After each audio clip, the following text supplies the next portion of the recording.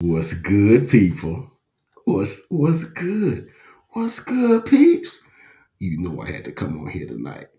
It's your boy Uncle Fred back in the house, back in the saddle, one more again, like I said I would after the playoff game, wild card weekend, and what a all I can say, what a way to cap off wild card weekend, man. We saw some interesting things. So tonight, obviously, I'm gonna talk to you about the game, my impressions, what I saw, the things I thought were important. Um, Dak Prescott getting some redemption. We're gonna talk about that. Slaying the demons. It's about 6, 7 demons we had to slay. Boy, we had that holy water sprinkling all over. We had to slay them demons, exercise these demons, baby. Um, won a game where I thought everything worked well, offense and defense. Not special teams though. We got to talk about the special teams with booty tonight. Okay. Um, and the game balls of people I thought played well, and some concerns going forward. But we're gonna talk about that in just a couple of seconds. Let's go.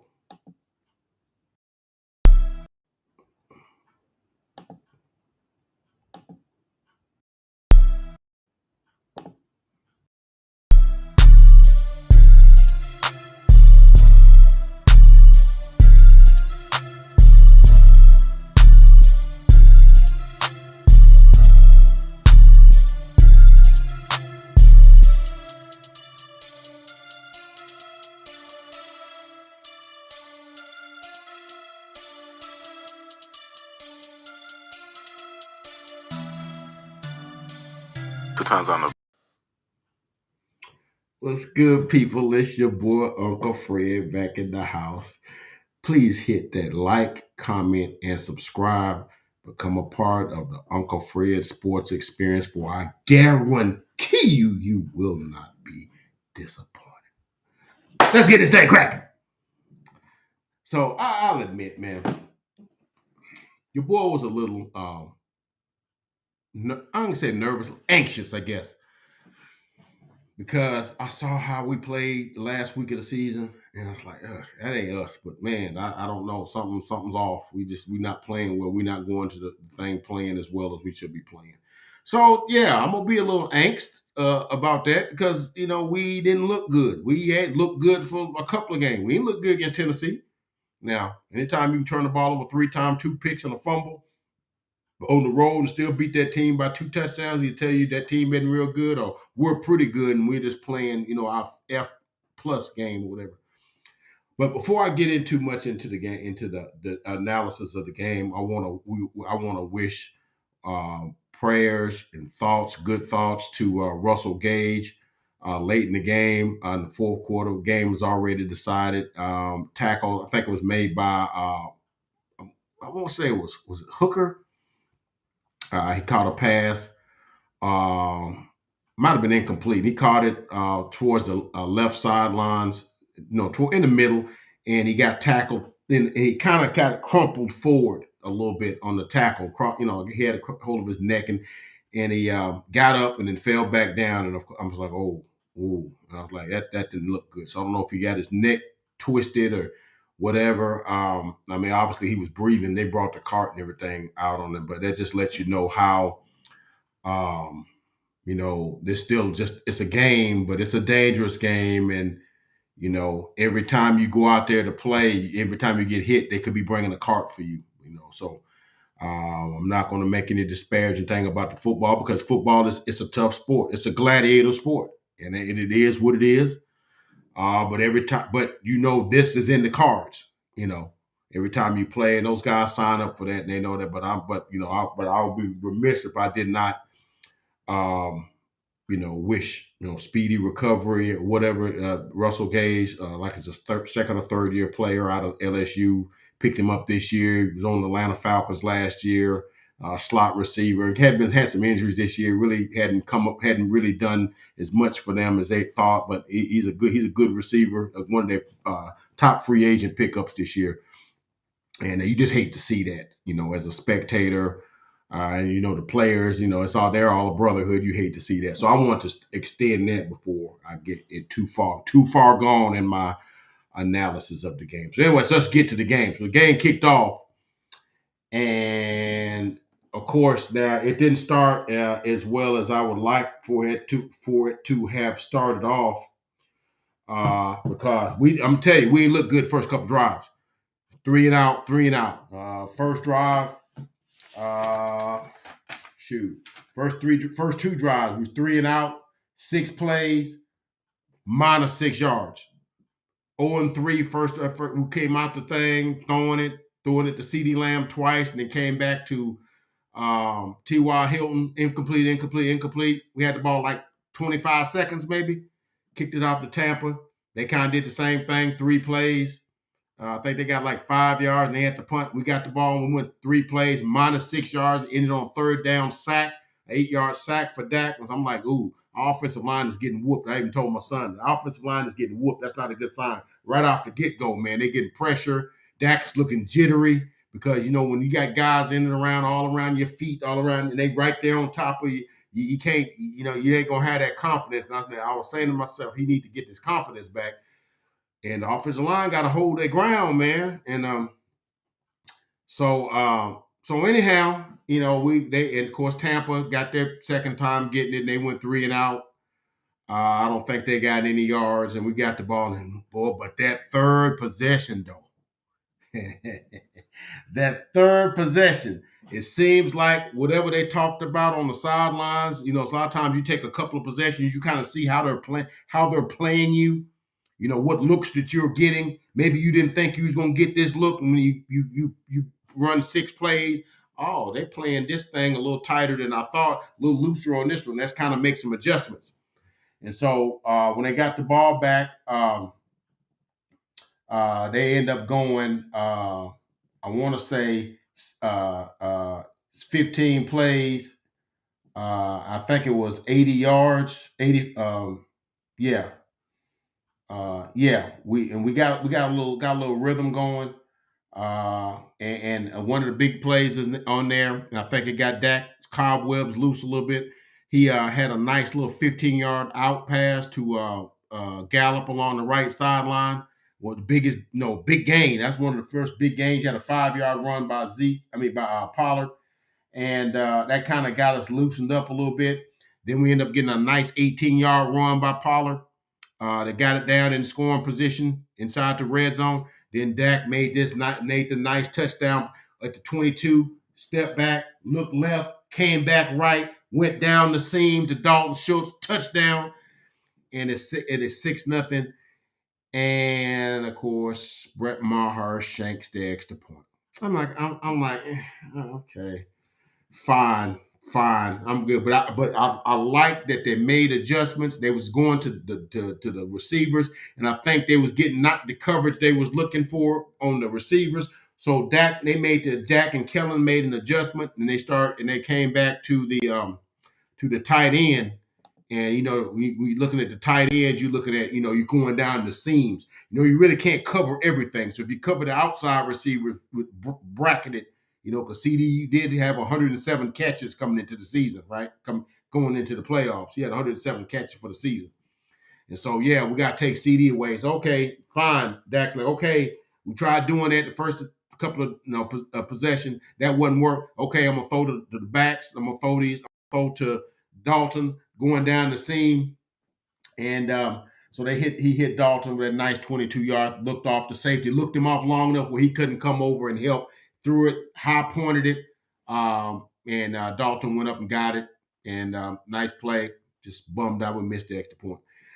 Then 6-0. And so then Tampa gets the ball and they drive. 15 plays, 80 yards, and about 6.5, 7 minutes, and they get down to the 5-yard line.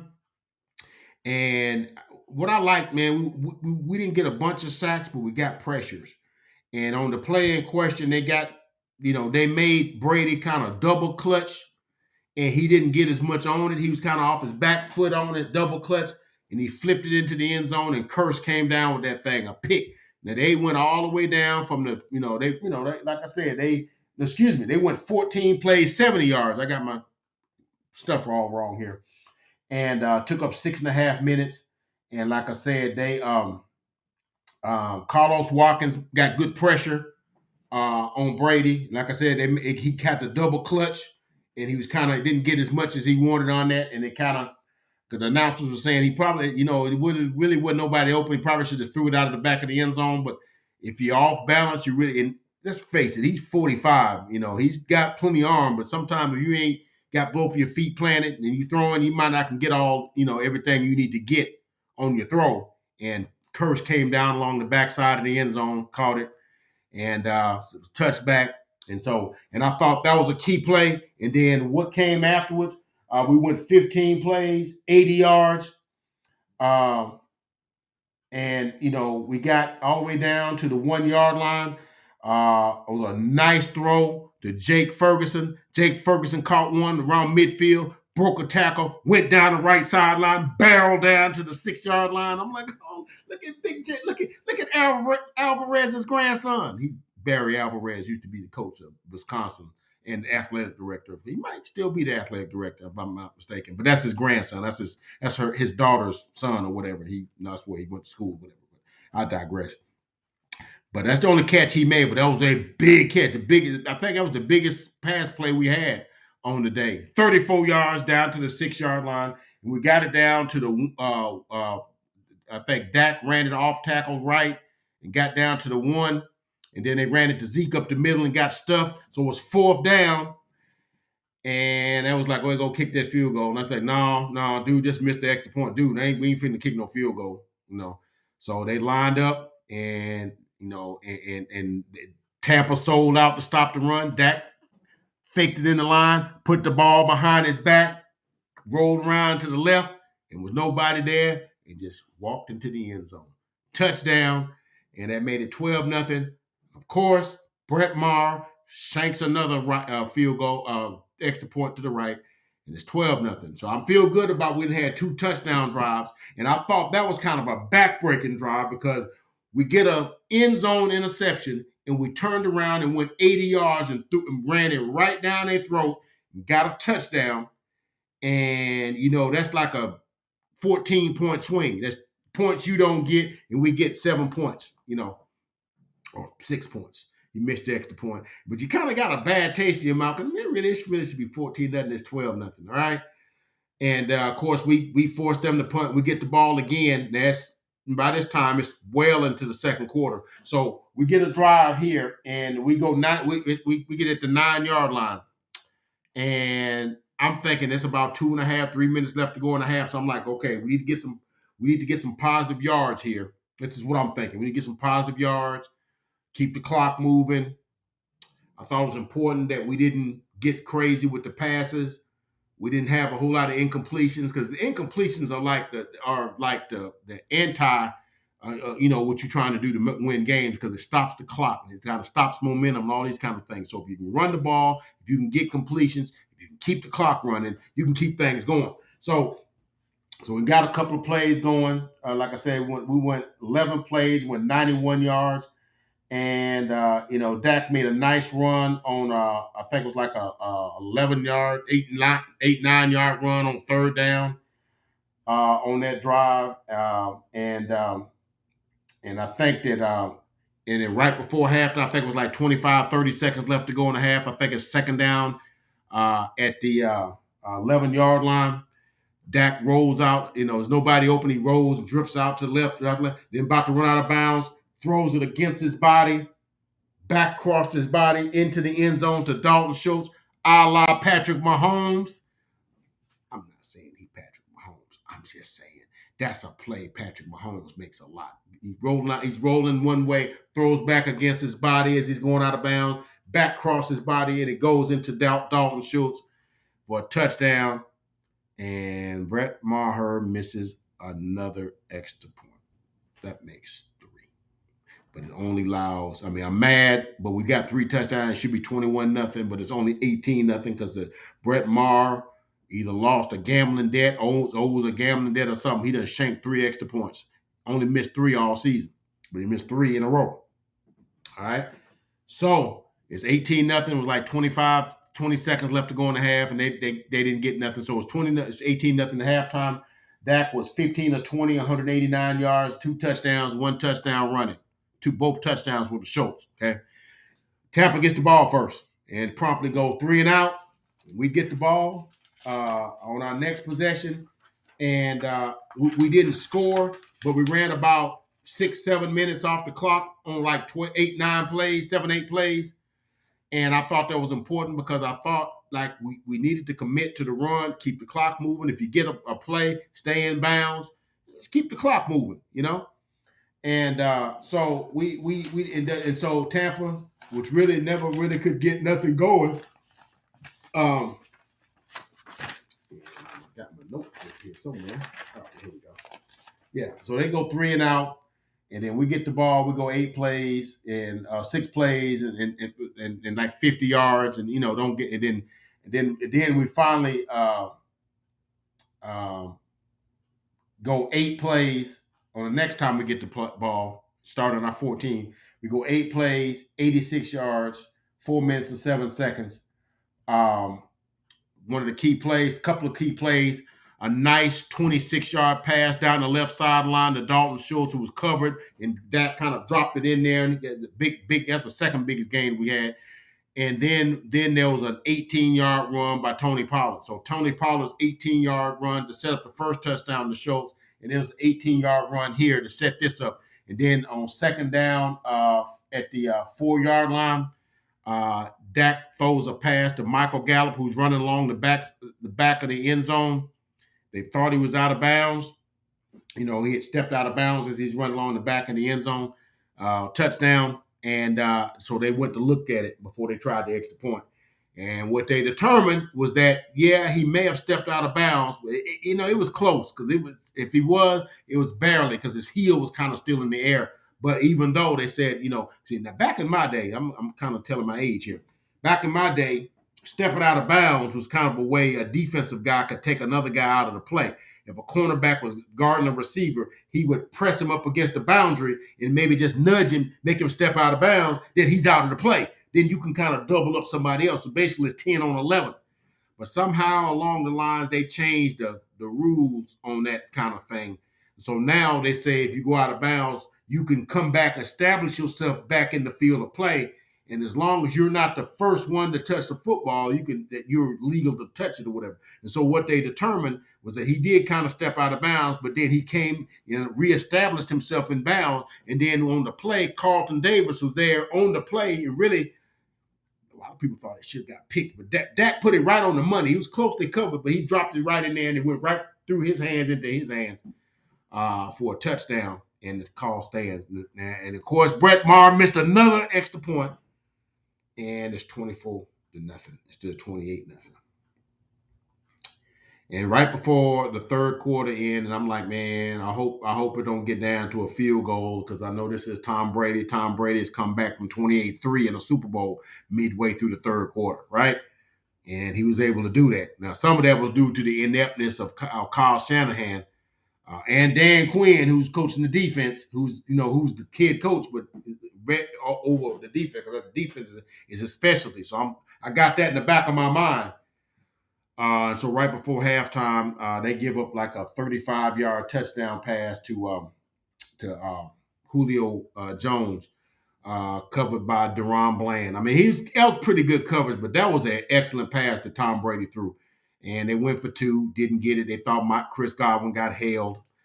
And before any of the people start talking about, man, the Cowboys had some defensive. Look, man, we knew before the game was called the referee crew that they got, the official crew they got for this game was a low call, crew. They don't call a lot of stuff, so you got to make plays. I think Dak got away with a sort of a bogus roughing the passer call on his first touchdown, which I failed to mention. But other than that, man, it wasn't. And then there was a Tampa defensive holding play, I think, in the first half, which, I mean, that happens a lot where the defensive lineman, is trying to keep the offensive lineman from getting to the second level. So he'll hold him so the linebackers can make a play on the running back or whatever.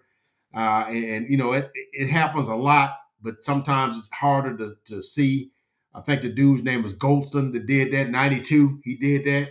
I think Randy Gregory did that for us against the 49ers in our playoff game last year. He had a defensive holding call, kind of just like that. It happens, you know, it happens.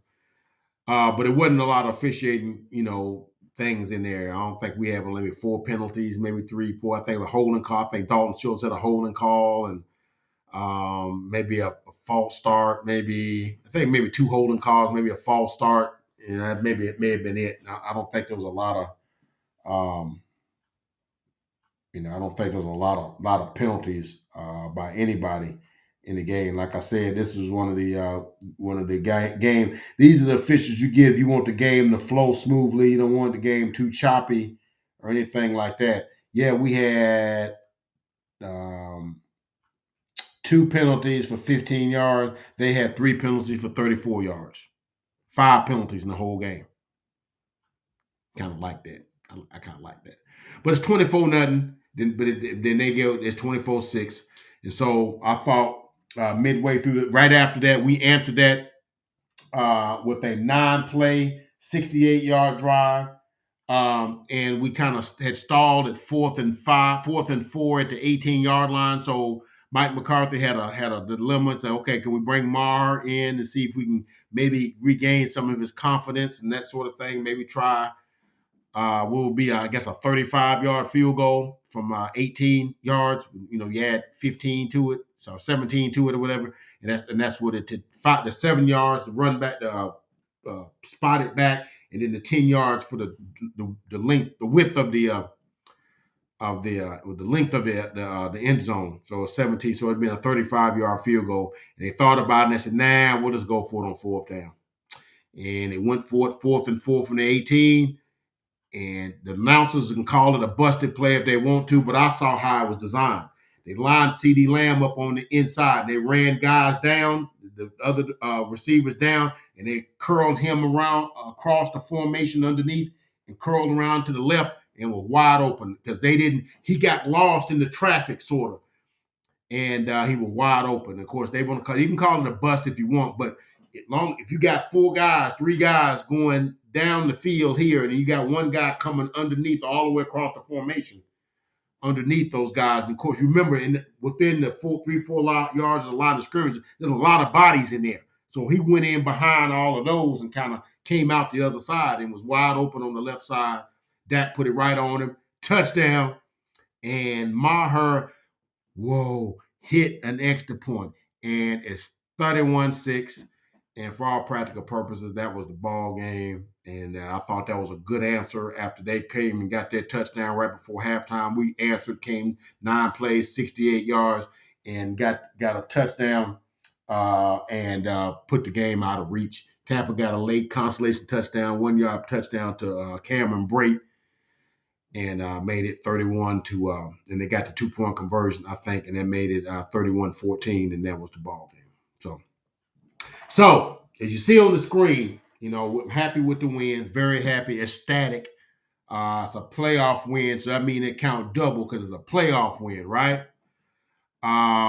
So the Cowboys, they slayed a ton of demons tonight. All right, and let's look through them. Let's chronicle these things that they slayed. Okay, first thing, playoff win on the road. First playoff win on the road we've had since 1993. Okay, about the same day. It's January 17th, 1993. The NFC Championship game at the time, Candlestick Park. I don't know what they call it now. Is it 3Com Park or something now? I don't know what they call it now. It's something else, isn't it? I don't think it's the same. It's a new field altogether now. But yeah, that's the last time we had a playoff win, 30-20, and we ended up going to the Super Bowl that year. Okay. But yeah, 30 years. I remember because I think your boy was like 25 then or somewhere thereabouts. And so I remember that. So 30 years ago, so we slayed that demon. I think we was like 0-8 since then on the road in the playoffs since then. And so we slayed that demon. Throw out some holy water and shake and exercise that demon. That's number one. playoff win in the blue jerseys. That's been a thing. I think that's a psychological thing. I don't think there's no truth to that. Back in the 70s, teams used to always make us play in our blue jerseys because apparently we had an inferiority complex when we wore our blue. And so anytime we was on the road, teams would try to get an advantage by making us wear blue. So I don't know why, but we hadn't wore a blue jersey and won on the playoffs since 1978. So we're talking about 45 years. It was like January 7th, 1978, in the NFC Championship game against the Rams, which we won 28-0, which I chronicled on my preview video. So we had to slay that demon, okay?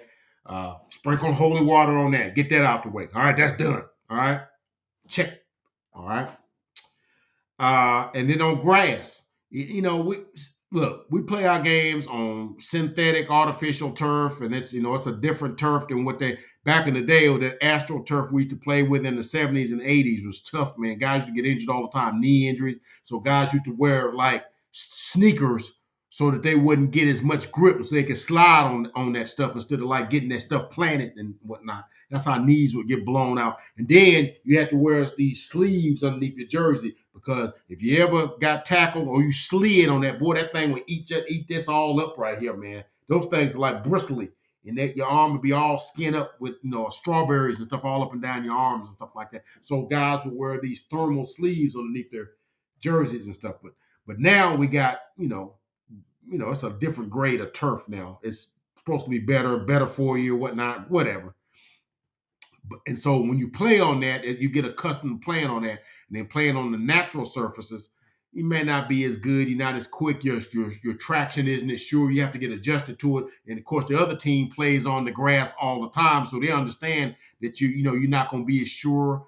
And a lot of times in the trenches, you can't. The quicker teams are kind of at a disadvantage because the bigger, burlier teams can kind of move guys around because it's like So we didn't have a good record this year. I think we was 1-4, but historically we hadn't been good on the road on grass.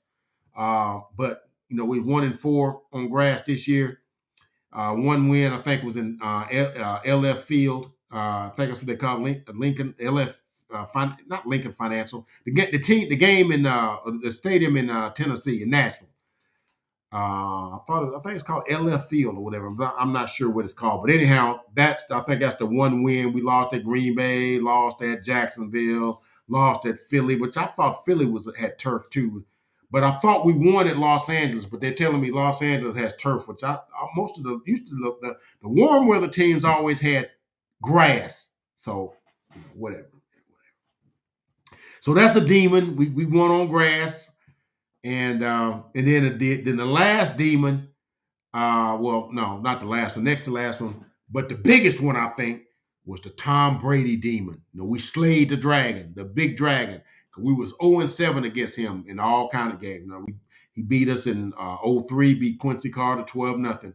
And we lost to him in 07. I think they beat us 48-27. That was when we were 7-0. But they ended up going 16-0.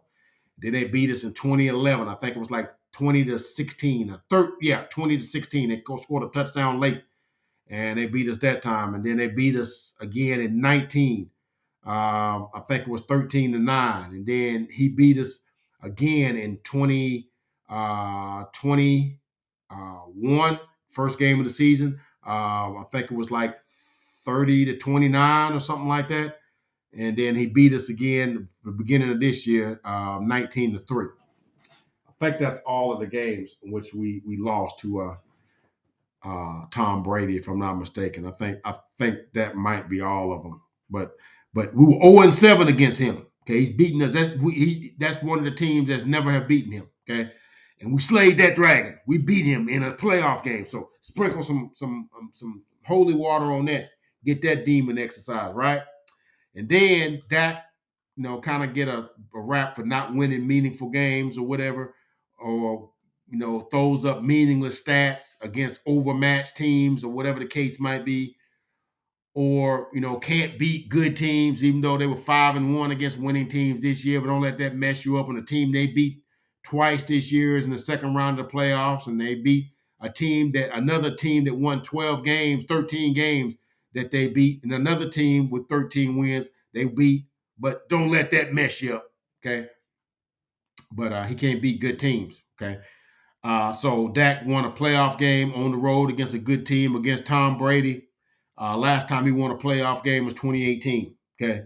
So we slayed all them demons right there. All of them. All of them. Just sprinkle all that stuff and just exercise them. All right. So, so here's my impression of the game. I've told you the chronicle, the big plays and things I saw in the game. But what I thought about now, I thought we were shaky at first, and then I thought we settled down, and I thought we started controlling the game. I thought we pressured Tom Brady without really sacking him. I think they sacked him twice for 17 yards and losses, but I thought they made him uncomfortable. I thought we shut down the run pretty good. I think they had like 12 rushes. Remember in the game one, they ran for I think Fournette ran for like 120 yards. I guess it's the only 100-yard game of the season. And so we end up getting Van Der Esch back. We get Jonathan Hankins back, and we was able to stuff that run. They got a couple runs on us, but nothing of any significance. And then once it got 24-0, a team that really don't want to runs, maybe 20 to 30, 25 to 30% of the time. I think Tom Brady threw 700 times again this year.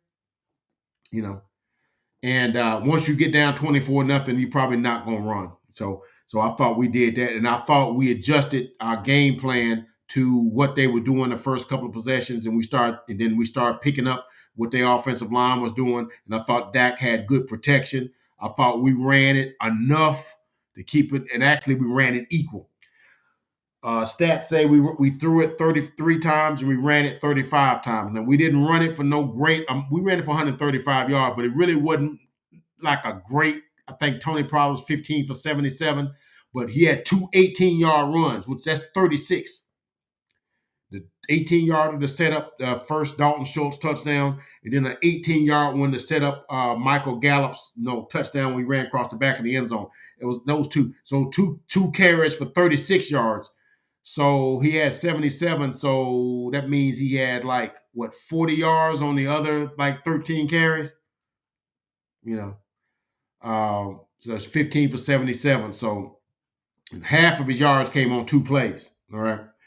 Zeke was at 12 for 27 or something like that. But the thing is, what people don't get, and what people kind of get lost in this new age football that we play now, where everybody go five wide, go empty sets and stuff like that. I'll give you a short sidebar here. I was going out of my mind yesterday watching the Bills-Dolphins game. The Dolphins really could have won that game. I got a couple of side notes on that one because your boy Josh Allen turned the ball over 3 times, 2 interceptions, and a fumble. He got sacked in the ball and fumbled again. It's just that his offensive lineman, it's either Saffold or one of the other dude, happened to get on it. He really could have had 4 turnovers. But they'll never talk about him having turnovers like they do Dak. But I digress. That's not what I want to talk about on that. Anyway, it was a 34 to 31 game, I think. I think that was the score. And Miami had a chance to come down and at least tie the game. And they got a run, and they got it within the first down. And they had a rookie quarterback, Skylar Thompson, I think is his name. And they end up getting a delay a game because they was trying to put too much whipped cream on the daggum on the cookie or whatever. Because I'm like, what are you doing? They was trying to run shotgun on 4th and this much. And trying to get the shotgun, they took Tyreek and Jalen Waddle off the field, and they couldn't get their personnel together. Ended up getting a 5-yard penalty, made it 4th and 6, and they didn't get it. And if they just lined up and just in tight, quarterback sneak and get the first down, they may have could have won the game. We don't know, but that's the mentality. Mike McDaniel, what are you doing? But here's what I'm saying. When you run the football, what it does, and like I said, we didn't run for no big yards. It wasn't like we consistently running 4, 5, 6 yard runs or whatnot. No, But what the running game does for you is it keeps them linebackers closer to the line of scrimmage. So it gives you bigger windows to put your passes in because the linebackers can't be back in them shallow zones. They got to be closer to the line of scrimmage. It also brings your safeties up. Okay, so you can throw stuff in behind them now. That's why you have to keep banging away at that. I'm sorry. I mean, I'm old school at heart, so I love. Yeah, we run the football, and when we running the football like we run it, and we can get, we can get, 2-3 yards here, make it 2nd and 6 or 2nd and 7, and get, a screen pass and make it 3rd and 1 or 2 and get the first. If we can do that and keep the linebackers up in the line of scrimmage, then we can drop passes to Dalton Schultz in behind them, or slip in CeeDee Lamb behind the coverage. That just makes it that much easier. When we running, and then we can mix it up. We have 35 rushes, 33 passes of our 68 plays, and Dak not turning the football over. Man, we tough to beat. We're gonna be hard to beat because when we do that and don't turn the ball over, our defense gets to key in and keep them off balance. Because I thought they kept them off balance all game. Tom Brady, I think, was 35 for 66. Yeah, he threw 66 passes. Yeah. 6'6". 351, 2 touchdowns, an interception. But I mean, he wasn't effective. He was off balance. They were saying, man, he's off. No, he wasn't off. We was on top of it. It was a bunch of times he would throw it in the dirt because the screen was covered, or he would throw it in the flat, and Michael would put his hands up and knock the ball down. We was kind of everywhere, and yeah, you off when people know what you're doing and they're playing you tight. Yeah, you're gonna be off. If guys is running wide open in the secondary, yeah, you can hit guys in stride. But when a guy right on top of him and a guy right behind him, and you gotta fit that thing in the keyhole, and guys is knocking the ball down, it's like, you off because we playing good defense.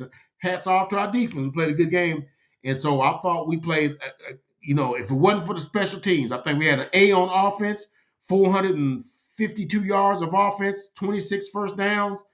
I think we were third downs. We were 7 of 13, which is over 50%. Of course, they were 10 of 18 on, but many of that was long after the hay was already in the barn. Okay, if you know what I'm saying. Like 425 yards and 10 drives, and we scored 5 touchdowns. Okay, and I thought that was good. So yeah, it was a nice complete win. Like I said, the offense got an A, defense got, I'm gonna say, a B plus. Special teams got an F because you missed 4 extra points, and then Noah Brown had an onside kick in his hand. He flubbed it, and they had a chance to score another time, but we stuffed them. We stopped them. But yeah, special teams wasn't a good day. Bones Fossils is gonna have a time with them this week. I guarantee you that, and they may be looking for another kicker. But anyway, game balls, man. I'm gonna give you the game balls for today. Our game ball, number one game ball is gonna be one Rain Dakota Prescott. The Prescott, like I mentioned in my little soliloquy about Josh Allen, he gets more guff about turnovers when they win and put up big numbers and make big yardage. They always seem to bring that against him. People act like Josh Allen has won 2-3 Super Bowls, and he's not. He's won like one more playoff game than Dak. Dak's got 3 playoff wins now, or 2 playoff wins. I think he has 3. Okay, and Josh Allen led the NFL in turnovers this year. I think he had 14 interceptions and like 2-3 fumbles.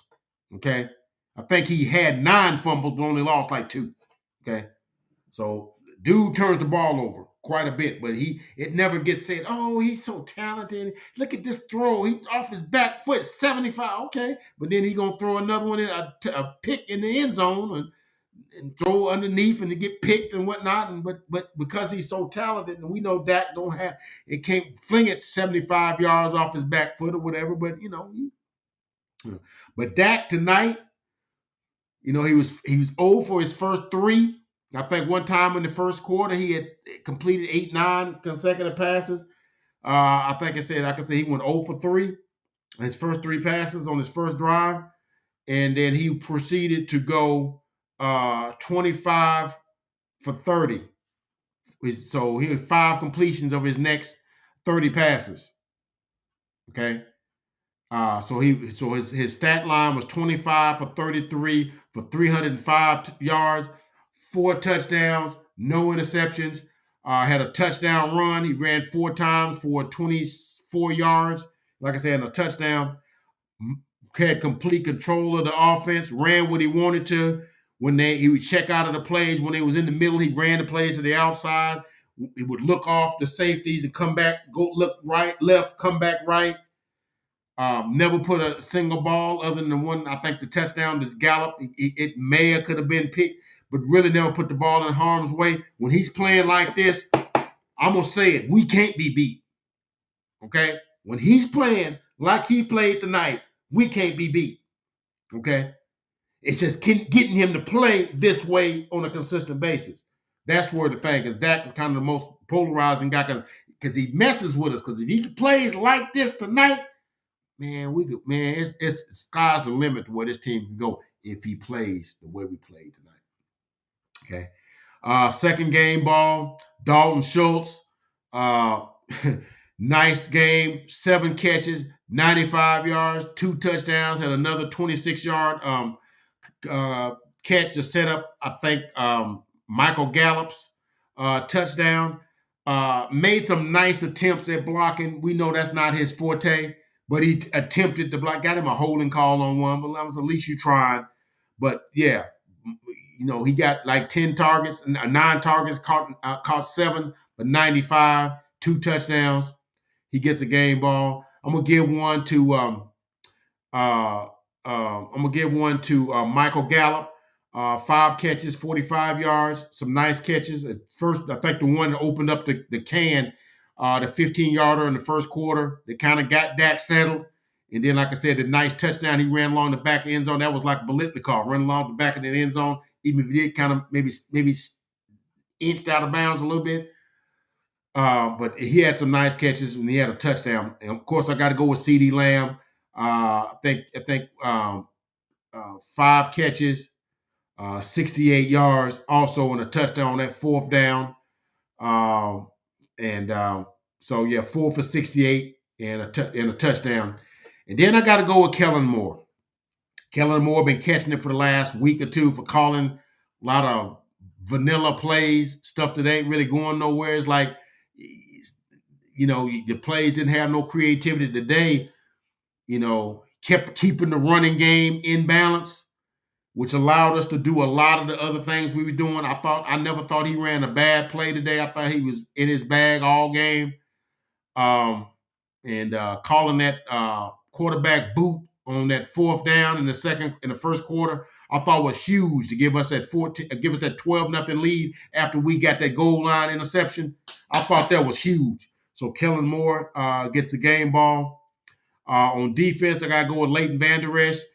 Nothing eye-popping, but if you watch the game, he was really involved in the run game and, got in the face of Tom Brady a couple times. Didn't really have any sacks or any interceptions or nothing like that, but he was very, very active in the run game and stuffing Leonard Fournette quite a few times on the runs. And I thought he was very physical in the run game. I'm going to go with Micah Parsons. It only shows that he had 3 touches, 3 tackles, 3 solos. He had a sack, 2 tackles for losses, and 2 pass defenses. We knocked balls down. Could have had a pick on that one.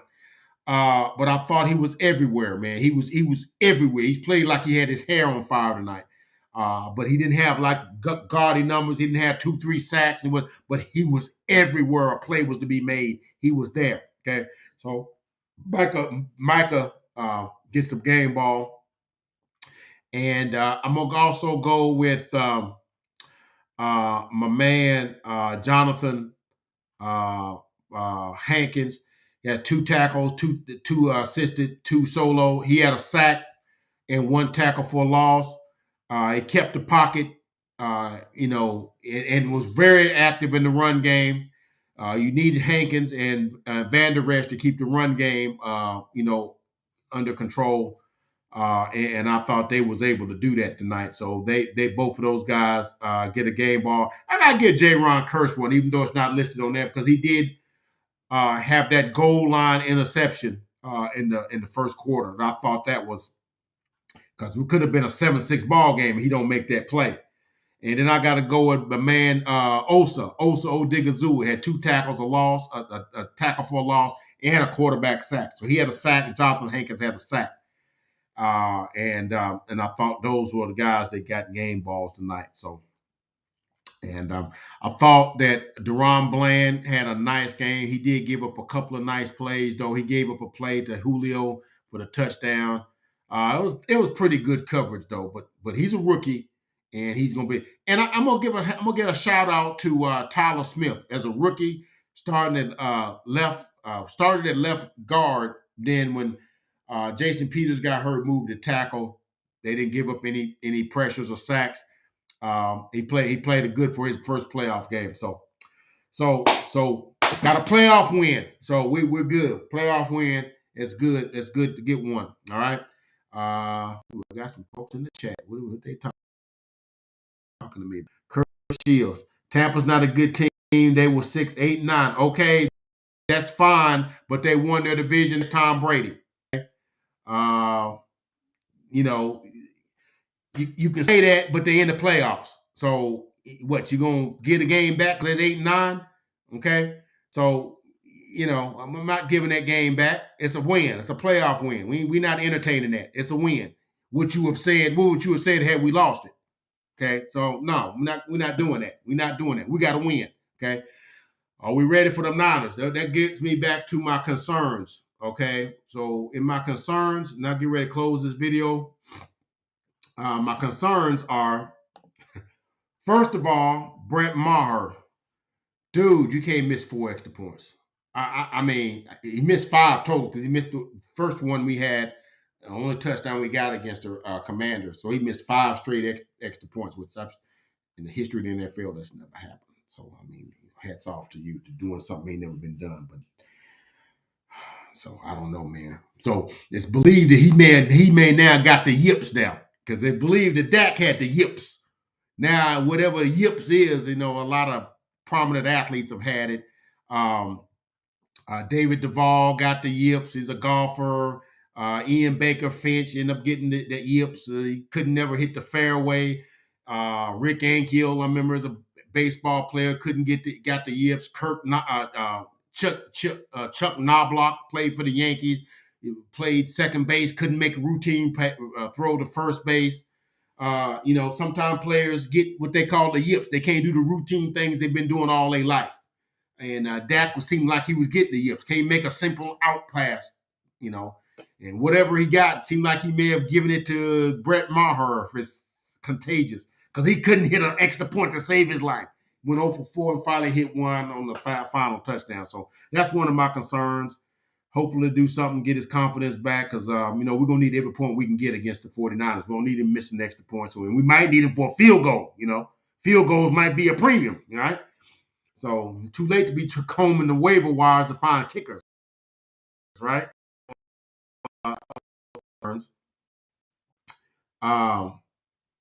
Special teams in general, because like I said, Noah Brown on the onside kick ball came right to him, and he bobbled it or muffed it, and they was able to recover it and stuff like that. And special teams, you don't get hold of your special teams. Special teams will get you beat every time. All right. And then the injuries, injury to Jason Peters.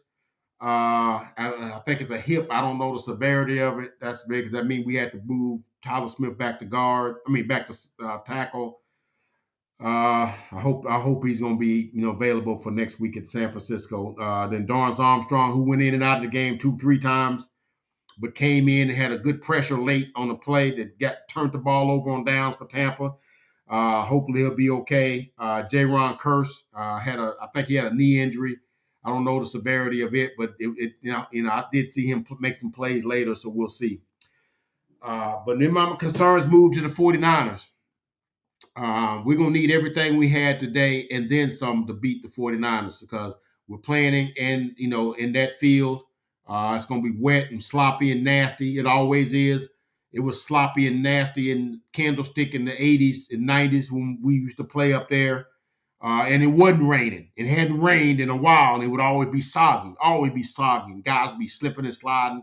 The thought was when the NFC Championship game and the one which we won our last home road game, Jimmy Johnson ordered them to go with the 7-inch spikes, 5-inch spikes rather than the 3-inch spikes, so you get better traction. Because it was just bad fields, and he went tried to figure out which side of the field was better.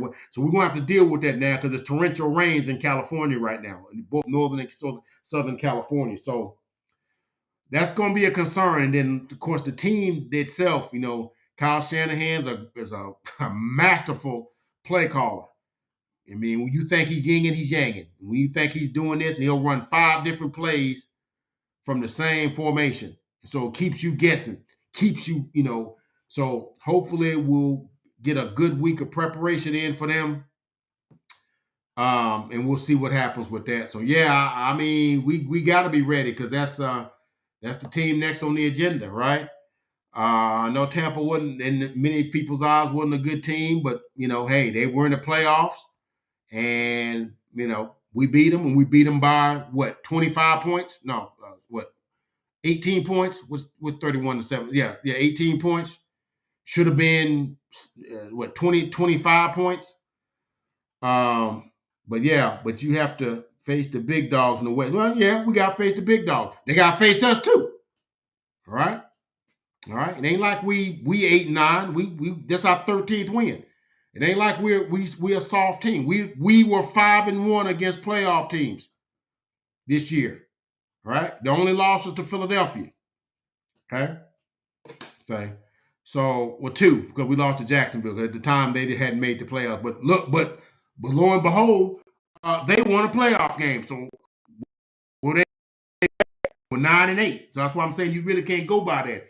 It's about how a team is playing at the time. You really can't go by a record. Okay, that's why you can't. Like you can look at the Giants and say, "Oh well, they barely would. They won 9 wins. Would they won 9-7-1?" But they just went into Minnesota and beat Minnesota.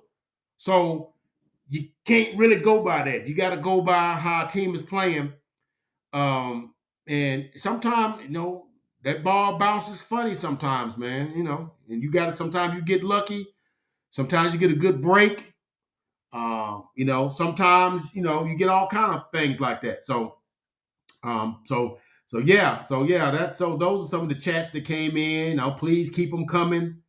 Because, I like the Niners got many weapons. We got weapons too. All right. Yeah, they got Debo. Yeah, they got McCaffrey. And, they got that, but they do got a rookie quarterback. Okay. I know he looked good. He ain't seen everything. All right. So, yeah, they got many weapons, but they got a rookie quarterback. So you always got to keep that in the back of your mind. This time last year, he was playing college football for Iowa State, for Matt Campbell. Okay. So, I mean, we're going to see, and it's a funny thing when you go play these games. It's like Chris Berman used to always say, we already closed the video. That's why they play the games. That's why they play them. All right. They play the game. You lice them up and you play them. And we're going to be an underdog, and we should be.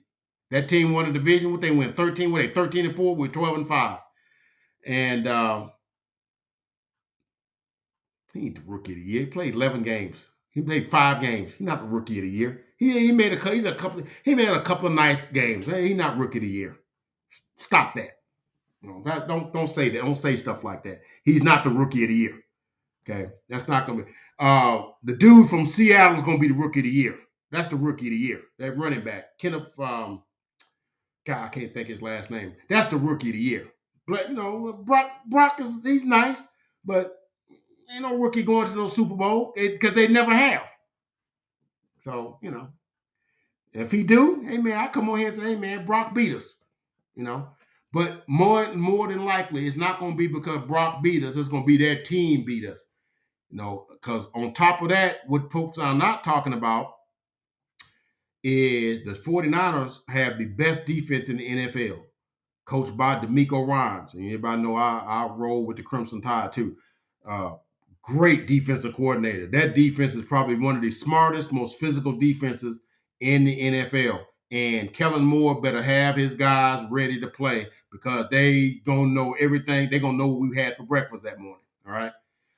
So yeah, they got weapons. They got a great defense. They playing at home. They're gonna be favored by 5. So probably we probably shouldn't even play them, right? Right. So yeah. So we're gonna go ahead from this point. We'll come on later in the week and kind of go with some analysis from the game and kind of see what we think is gonna happen. We'll see. Yeah, they got Bosa too. Yeah. Bosa's a boss. He's a boss. He's a boss. He probably gonna be defensive player of the year. Nick Bosa is a dude. He's a dude. So is Fred Warner. Fred Warner, and so is Jimmy. What's the safety's name? Golly, I can't think of his name. But they got studs all up and down there. It's gonna take. I'm gonna tell you what it's gonna take. It's gonna take our best effort from everybody. Dak's gonna have to play a clean game. Offensive coordinator gonna call good plays. Dan Quinn's gonna have to have their defense in proper position. We're gonna have to play physical. I think our best football is ahead of us. All right, I really do. I really think our best football is ahead of us. Jimmy Ward, yeah, that's his name, Jimmy Ward. I couldn't think of his name. Appreciate that, man. When you get my age, sometimes you can't think names come and go. You like, I know him, but I can't think of his name. Jimmy Ward. He's a bad safety, man. One of the best safeties in the league. So yeah, we got our hands full. All right. So, but look, man, my mama always told me, if you don't want your ass kicked, excuse my language, your butt kicked, the only way you don't get your butt kicked is you don't bring yours to the fight. So I'm gonna roll with that one. If we left ours at home, we couldn't get ours kicked. Since we bringing ours and they bringing theirs got a chance to be kicked. But I'll come on later this week and we'll get some game analysis. But man, great win today, man. I'm happy about the win. I mean, it's a playoff win, and we're not gonna give it back. Tampa was 8-9. They were playing at home, playing with the GOAT quarterback. He didn't play his best game, but I like to think we had something to do with him not playing his greatest game. Okay? But that's all I got from the desk of Uncle Fred. Please like, comment, subscribe, become part of the Uncle Fred Sports Experience. I guarantee you won't be disappointed. Cowboys get a playoff win, 31-14, and all is well in the neighborhood. Y'all take care. God bless y'all. We catch y'all on the next time.